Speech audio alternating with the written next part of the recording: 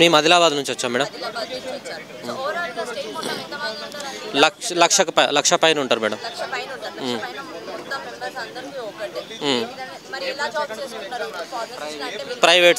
Private సెక్టార్లో కానీ కొంతమంది నిరుద్యోగులు కానీ ఇంకా కొంతమంది అంటే కోర్సు చేసి కూడా మేము ఎందుకు చేస్తున్నాం బాధపడే వాళ్ళే ఎక్కువ ఉన్నారు. ఎందుకంటే ఇప్పుడు ఇంటర్ మీద ఇప్పుడు యాక్చువల్గా ఆయుష్ ఫార్మసిస్ట్ అని అంటాం, దానికి మనకి ఇంటర్ క్వాలిఫికేషన్ ఇస్తున్నారు. అక్కడ ఇంటర్ వాళ్ళే వచ్చి ఆక్యుపై చేస్తున్నారు ఆయుష్ ఫార్మసీలో. బయట ఇప్పుడు ప్రైవేట్ మెడికల్ ఉన్నాయి, వాళ్ళు కిరాయికి ఇవ్వడం వల్ల ఏమవుతుందంటే అక్కడ కూడా మన ఉపాధి రియల్ జెన్యూన్ ఫార్మసిస్ట్ ఎవరు ఉన్నారో వాళ్ళకి అక్కడ నష్టం జరుగుతుంది. ఇండస్ట్రీకి పోయినా కూడా అక్కడ బీఎస్సీ ఎంఎస్సీ కెమిస్ట్రీ వాళ్ళు వచ్చి అక్కడ ఆక్యుపై చేస్తారు.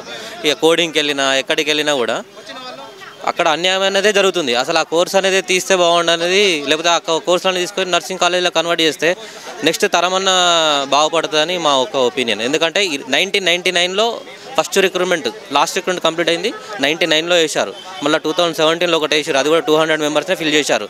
కానీ 2000 పైన ఫార్మసీ వేకెన్సీస్ ఉన్నాయి. అది కూడా 29 కొత్త మెడికల్ కాలేజీలు, ఒక్కొక్క కాలేజీలో 24 మెంబర్స్ని తీసుకోవాలి. అది కూడా 4-5 లెక్కనే వేకెన్సీ శాంక్షన్ పోస్టులు చూపిస్తున్నారు. అదే ల్యాబ్ టెక్నీషియన్లకు 50 చూపిస్తున్నారు, స్టాఫ్ నర్సులకేమో 600-700 ఒక్కొక్క కాలేజ్కి. మాకైతే 4-5 వేకెన్సీలు చూపిస్తున్నారు. అది కూడా నోటిఫికేషన్ దిక్కులేదు, వేకెన్సీ పొజిషన్స్ తక్కువ. సో ఇలా ఉంది మేడం. మాకు అందుకే 2000 పైచిలుకు నోటిఫికేషన్ అనేది ఈ 2024లో మాకు కాంగ్రెస్ ప్రభుత్వం మేనిఫెస్టోలో కూడా పెట్టారు, ప్రొవైడ్ చేసి ఉంది. అది కూడా medical and health recruitment board ద్వారా మీ యొక్క ఫార్మసిస్ట్ నోటిఫికేషన్ 2 ఫేజ్లుగా మేము రిక్రూట్మెంట్ చేస్తామని వాళ్ళ అభయహస్తం మేనిఫెస్టోలో కూడా ఇచ్చారు. సో దాని గురించే మేము అడుగుతున్నాము. చేశారు. ఇది సెకండ్ టైం మేడం, ఇది సెకండ్. అప్పుడు ఆర్జీ తీసుకున్నారు, దానికి మాకు ఒక అక్నాలెడ్జ్ మెసేజ్ వచ్చింది. అది అడిగితే కూడా అది ఇంకా గవర్నమెంట్లో పెండింగ్ ఉంది, ఇంకా డెసిషన్స్ మనం 2 months పైన. అప్పుడు వచ్చాం, ఈ second time.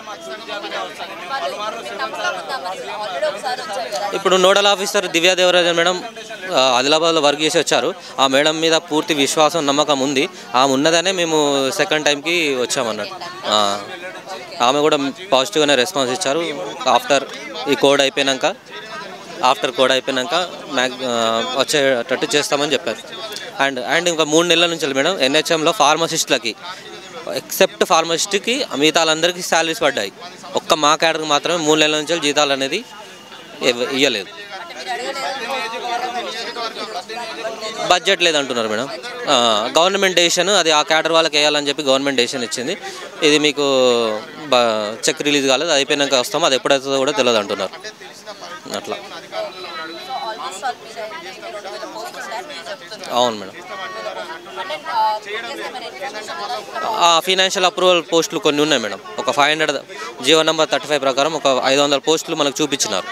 Ayush pharmacist and allopathy pharmacist కలిపి ఓవరాల్గా 750 పోస్టులు చూపించినారు. లేదు, అది కూడా 2 years బ్యాక్. ఇప్పుడు ఇంకా 29 కొత్త మెడికల్ కాలేజ్ వచ్చాయి, 40 కొత్త పిఎస్సీలు వచ్చినాయి, 40 కొత్త సిఎస్సీలు వచ్చినాయి. సో ఇవన్నీ చూసుకుంటే బల్క్ నోటిఫికేషన్ ఎక్స్పెక్ట్ చేస్తున్నాం. Okay madam.